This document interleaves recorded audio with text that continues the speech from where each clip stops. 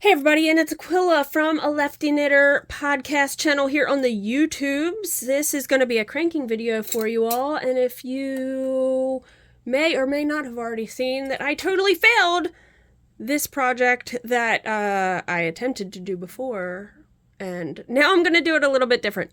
This is 48 stitch cylinder, this is my Erlbacher Speedster, and this is my cast on bonnet with split rings, and I'm going to put that on my machine right now on every other needle. This is how you start your project. So I made this bonnet because it didn't come with, when I bought my machine, I didn't get the 48, and I bought that later. Actually, my husband bought it. Thank you, Johnny Bo. So normally when you get your machine, you get a cast on bonnet to start right off the bat. You don't have to make one, but this is a great first project to make with your machine. So I have hung around, this is like a clock face, 12, 3, 6, 9. That's how I'm going to reference things. I always try to start and stop in the same position, which is at 3 o'clock. I'm going to put my weight onto my buckle, or my weight onto my bonnet, using my buckle, and I'm going to hang that on the machine and start my waste yarn. What I tried to do was a mock rib hung hem, and that failed miserably. So it was a disaster to start. So hopefully you guys will get a kick out of watching that. Crank around about halfway, then you can get to your needles that were further down onto the cylinder, which are, you know, lowered in the cylinder. You can't get to them when it's in a certain position. And I'm just casting on my waste yarn right now, so my cat chewed through this one, so I don't have as much, but we're gonna do it anyway. All right, so I'm gonna stop on that last needle. The next needle is my first needle. I'm gonna put in some ripcord, which is just fishing line I purchased off of Amazon. Yeah, so this makes it easy for you to remove your project from your waste yarn, and you can keep reusing your waste yarn as long as your cat doesn't chew through it. This piece might get thrown away because it's a little short. I like it to be like closer to like 8 to 10 rounds. This was probably like 5, 6. So you're going to put that on the first needle, crank around till your last needle closes, and pull the tail in to the middle. She has now decided to chew on something else. Please move. Thank you very much, cat. God. All right. So I'm using my 48 cylinder, and I'm doing something new. I've tested it earlier in the day, and now you'll get to see it on video. I'm holding 2 yarns together to make a 2 fingering weight or sock weight yarns together to make a DK weight. I'm using this green from the Fiberists, and I'm using this Shoppa Wool zauberball, or Schoppel Das Original. It's German. I'm using this as my second yarn. And together, it made a really cool, I'll show you guys what I made earlier, but I will be ripping this out because I made the foot way too long.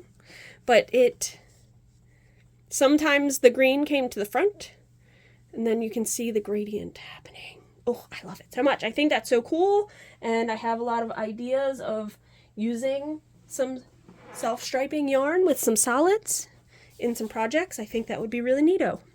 All right, so we're going to do a scalloped hung hem on this sock because the mock rib did not work. So I am going to take both of my yarns and put them both in my mast and start my project. So I think you can get extra arms or something, maybe not from Erlbacher, I'm not quite sure. To hold a second color. I didn't have a problem doing this earlier, so let's hope I don't have a problem doing it now. And we're going to do 10 rows, stopping at your 6 o'clock position.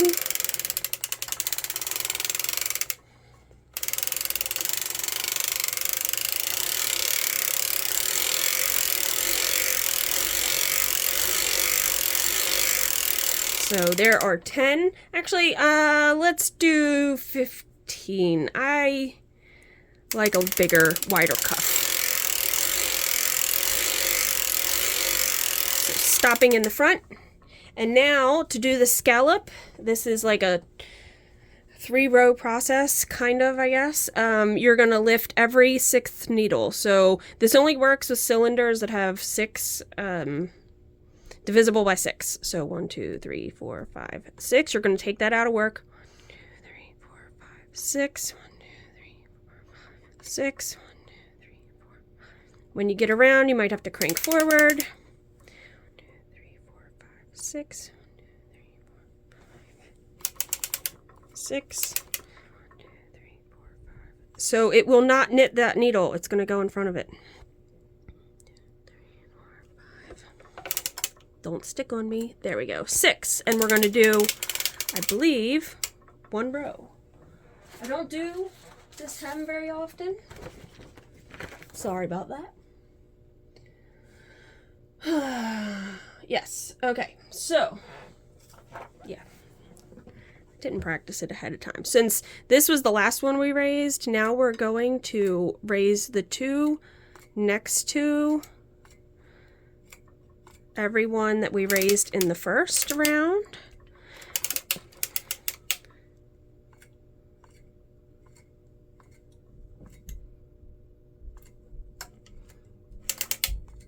Crank. Oh, that did not work, did it? They did not knit.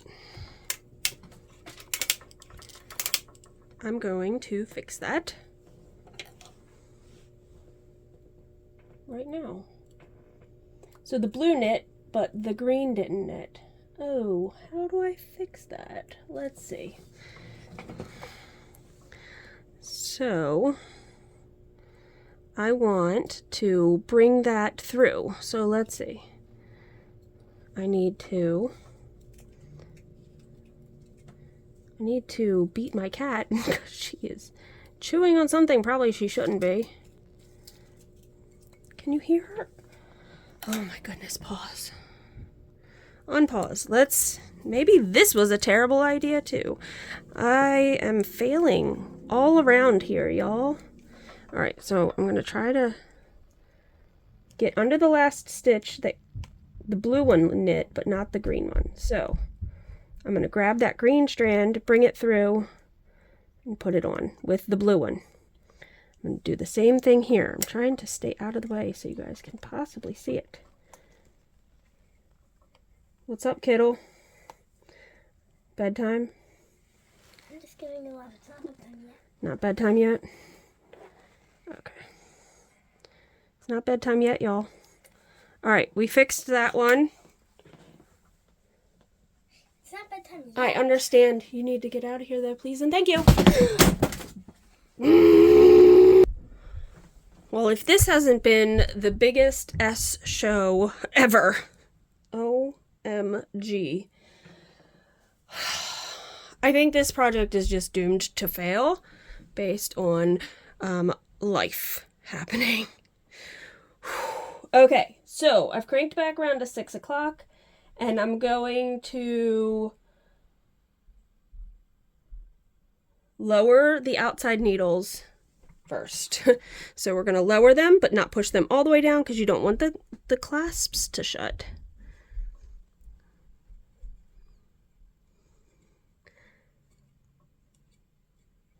All right, so let's try this. They should knit. We're going to lower these now since that's on the back side. Crank back to 6 o'clock. Lower, that was the last one, so this is your first one.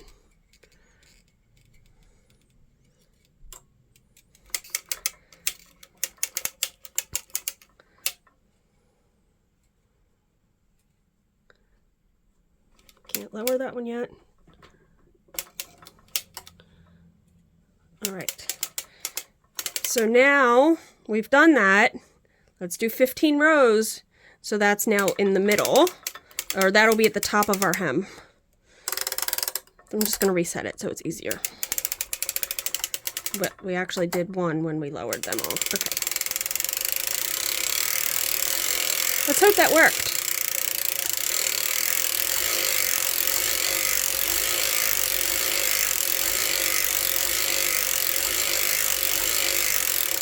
All right, so now we gotta hang it.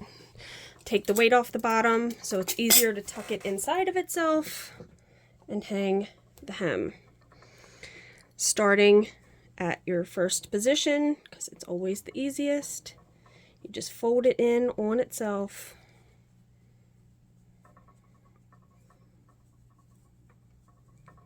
Like that. Now you want to use good contrasting yarn as your waste yarn, or you will not be able to see your stitches from the waste yarn. All right.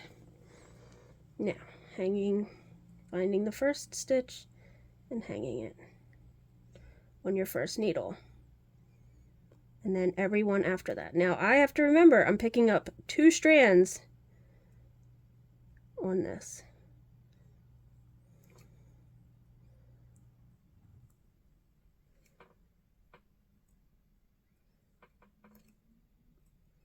Did I hit record? Because now I don't know if I did. Yeah, I did. Okay. Oof. This may or may not work. Maybe it might be too thick with the 2. I don't know. I mean, if you can do a scalloped hem with like just a plain DK1 strand, so you should be able to do it with 2. But again, this is kind of an experiment, so I could be completely wrong. And if I am, you're still gonna see it, because I think it's fun to show what works and doesn't work. I apologize, this string is like right in the way, isn't it? But it is focusing on the cylinder, I think. I played around with my camera settings, so hopefully it's staying focused instead of, I think the other videos it was kind of going out of focus when my hands were coming in and out of the shots. So I am attempting to fix that. Alright, so we did about half. We're going to put the weight back on.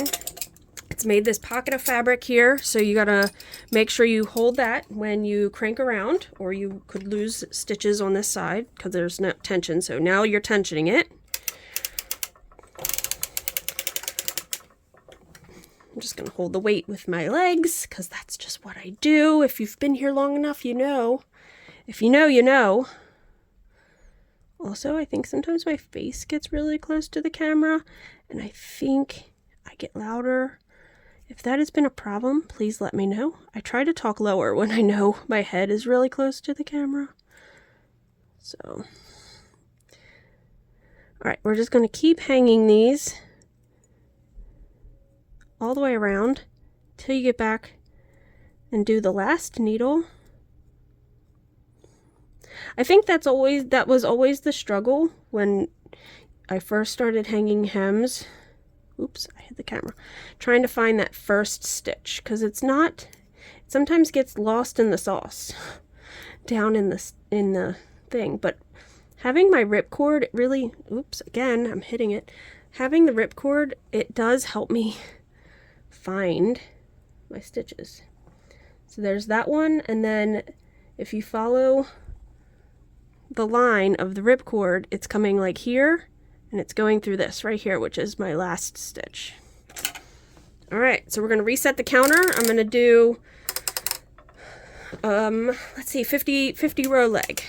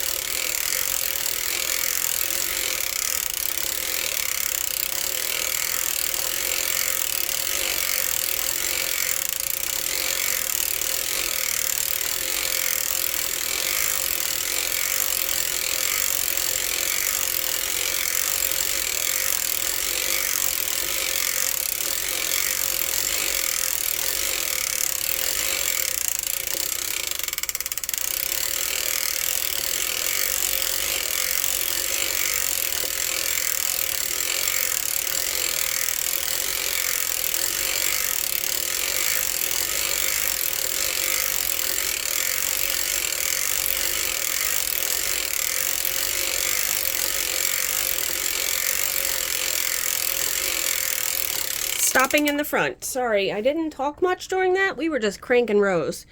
So to do your heel, you stop in the front or in the back, depending, or wherever, because you can technically do your heel anywhere on the cylinder.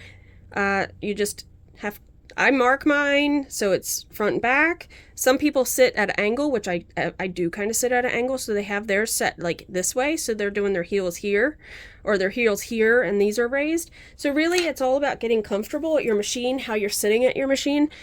So these purples are my half marks. I'm going to raise them so they will be out of work.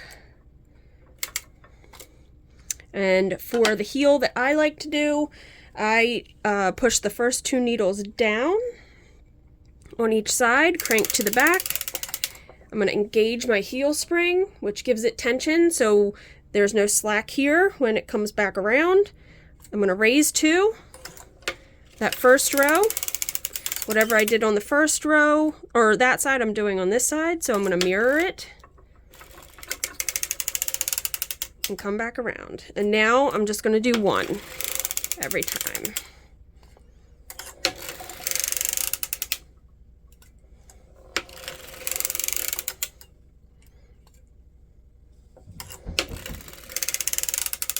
I'm going to put my weights on. These are heel weights. They have a fork end on them. And you just put them in about 1 inch down. And you want to always have the weights under the working needles, because you need to keep that downward tension. Since you're creating a heel, like a pocket, you need to have weight there because it'll start losing tension. So raise 1, which every time you raise 1, you're decreasing a stitch on your heel. All right, raise 1. I'm almost at my target, which this is my target needle. Raise 1. I'm just going to hand tension a little. Raise 1, hand tension it that way. Oh, I forgot. I do a 1 up, 2 down. Well, now what am I going to do? Well, I could work those stitches. Let's do that. I forgot to lower these back into place, which is what I normally do. Since I didn't do that, I'm going to manually knit them if I can.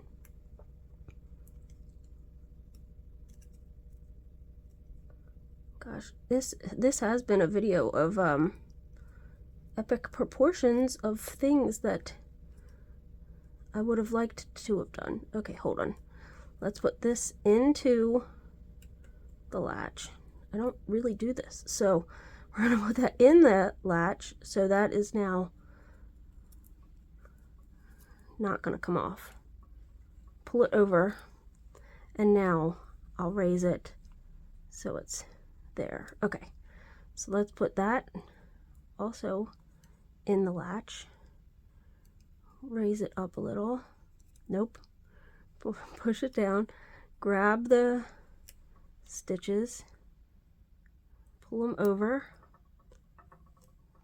Possibly pull them over. Okay, then raise it up. So now it's like those were worked with this yarn. Oy, oy, oy. Okay, let's move the weights so you're getting the correct downward pressure. Boy, this video, this is a hot mess. So I would go 1 up and 2 down. That's 1 up, 2 down method. Something is stuck. Okay, this needle butt was stopping the cam from moving. Okay, 1 up, 2 down. Woo!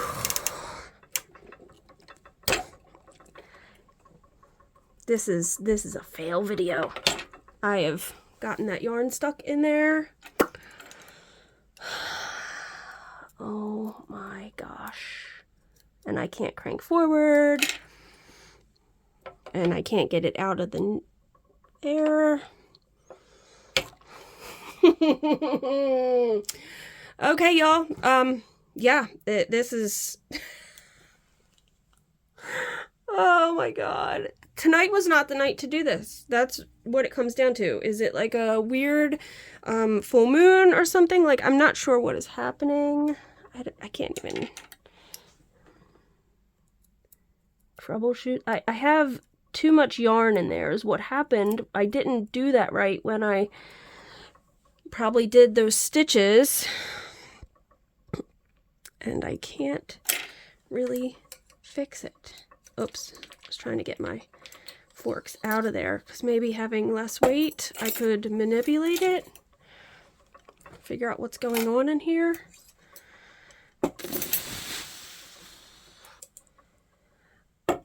If I just turn this off, it's because I'm just angry with myself, so I apologize.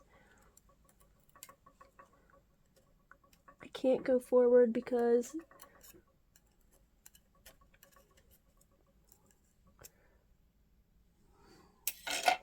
I just can't, and I don't. Oh, I got it to go forward. Okay. Whoa, whoa, whoa, whoa. I don't know, just loosening that tension. I don't know what that did or didn't do, but let's... My heart is beating, and it shouldn't be doing this, and...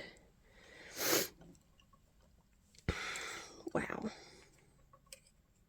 I just want to apologize now because I feel like if you're trying to learn from this video, I don't know how much you're really going to learn because I feel like it's not the greatest of showing you what to do right. Lift 1, down 2. Oh, I can't believe I got that unjammed. I just took the weight off of it, so I guess that helped give it a little bit of more wiggle room to get it to go around. I don't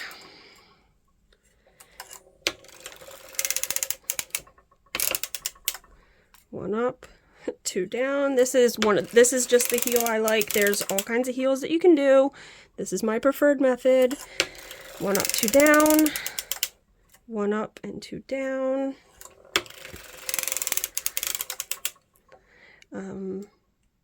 1 up, and then when we get around, that's all going to come down because we're going to stop and put all the needles down.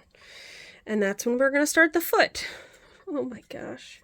I can't believe I saved that. I really just thought this was going to be a turn it off and go not touch this machine for the night and be done with it, but I'm really glad that I didn't have to do that. So, all right. Oh, take my heel spring off.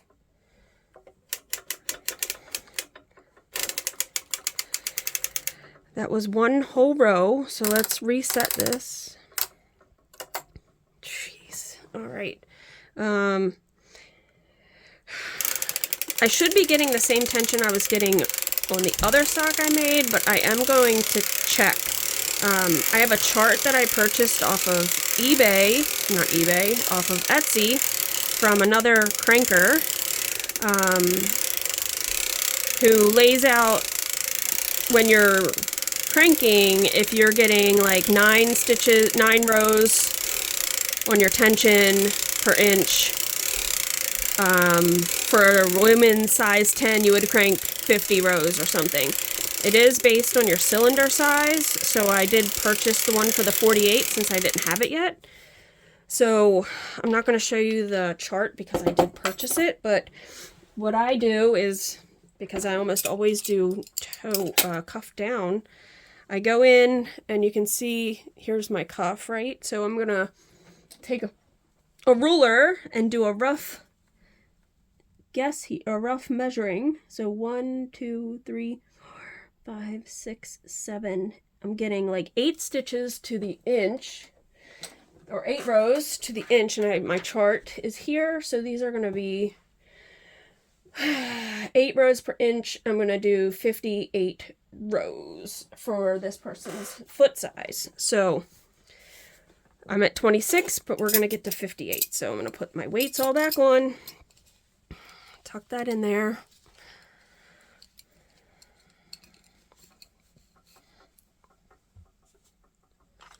And keep going. So I said 58, right? It didn't get above the heel, so I'm going to hold the heel just so I don't. I have to have that tension on the heel, and the buckle didn't catch the heel really well. So let's get to 58.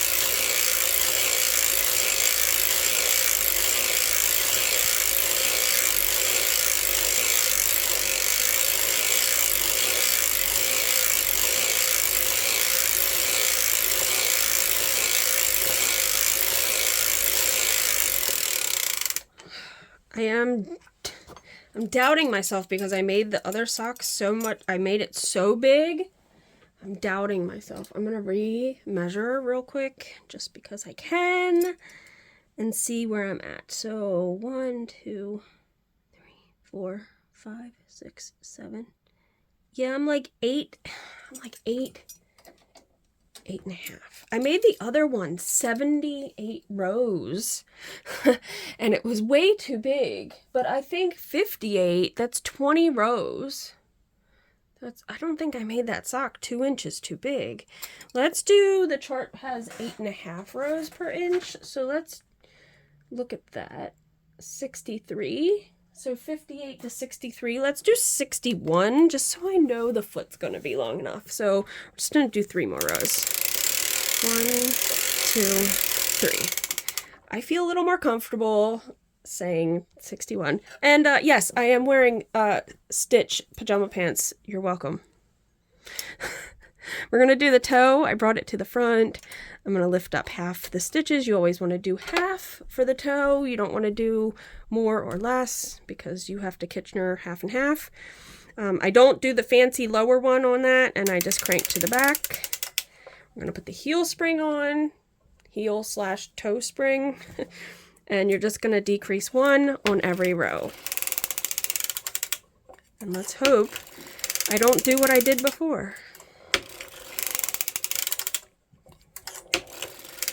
When you start seeing the stitches ride up on your needles and not go all the way down, it's probably time to put your weights on. I'm just going to do 1 more row.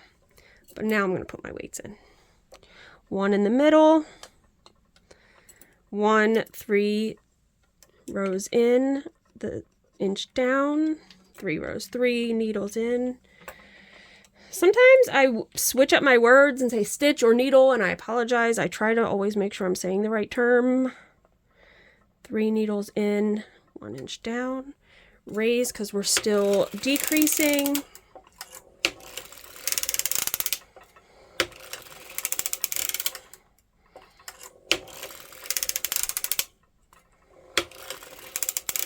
Sometimes you have to move your weights more than once.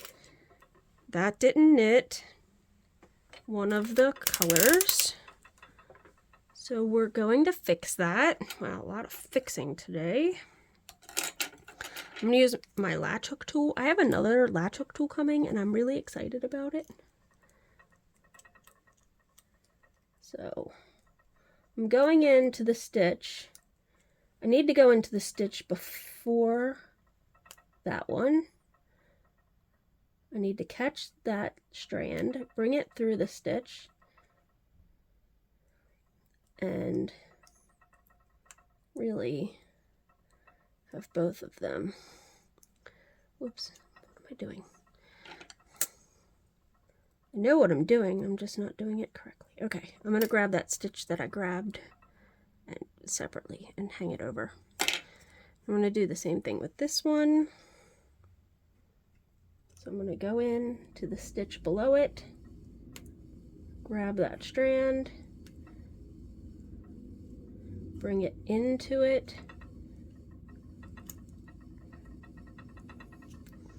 and bring it up through and grab it. Possibly. Oh my goodness.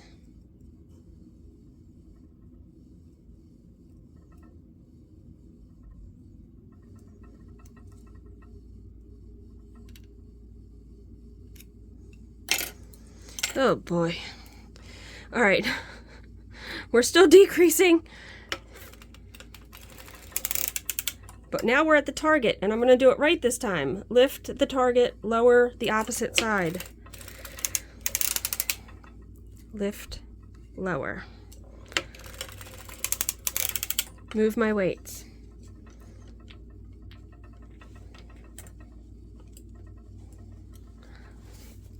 Lift on the yarn side, lower on the other side. That is not, okay, there we go. I think it's working with the 2 strands. It's being a little finicky. That's okay. Lift, lower 2. Lift 1, lower 2. Lift 1, lower 2. Lift 1, lower 2. Lift 1, lower 2. Lift 1, lower 2. We're almost to our halfway, and we got to do something a little different. So you're going to lift 1, lower 2. I've lowered my last needle on the front side on that side, so I'm not going to lift it, but I'm going to lower so it's even. And that way we have the even amount of stitches on both sides to Kitchener. Need to cut myself a long tail to Kitchener.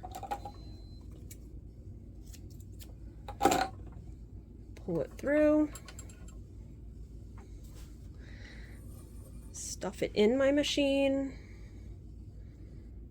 That's what you'll close up your toe with. You can bring this to the front, not the front, sorry, around to the side. Put my waste yarn in. Stick it between the last needle and the first needle. Put it in my carrier. I do put my heel spring on for that first little bit. You do have to hold this or it will just fly out of your machine. Watch the first stitch, make sure it knits to the front. Lower all your needles, making sure all your latches are open. Feel like my watch should say that my heart is beating 1,000 beats a minute or something. All right, so we're gonna crank around slow. I'm now gonna take my heel spring off because I don't need it any longer.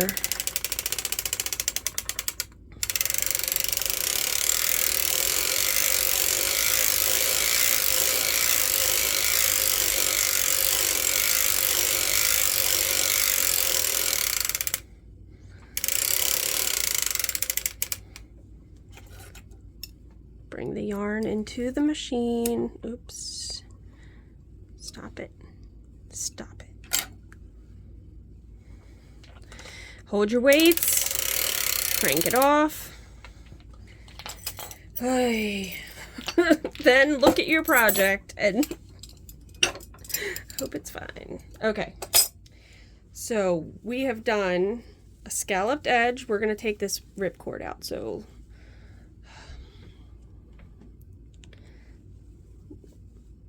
take that ripcord out.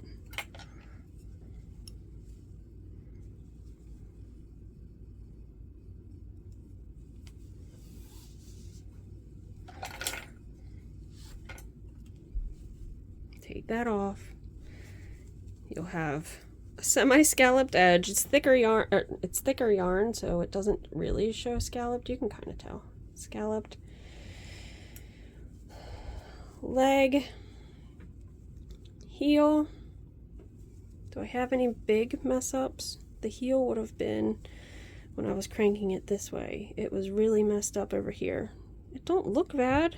I guess it's fine. All right.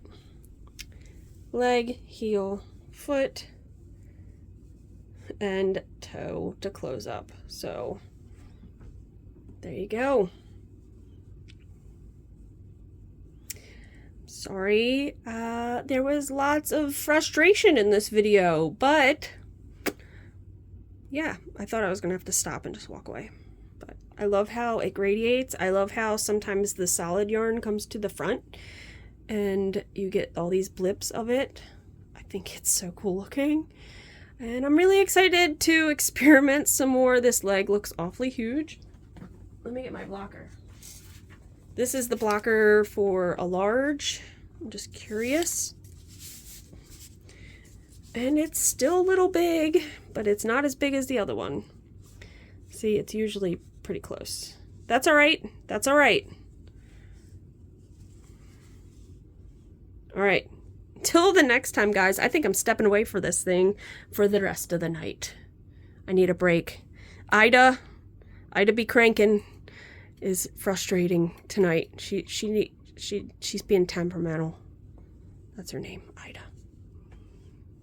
All right. All right, guys. I hope you possibly learned something from this or just got lots of giggles watching my frustration. Hearing my frustration. All right, until the next video, guys. See you then.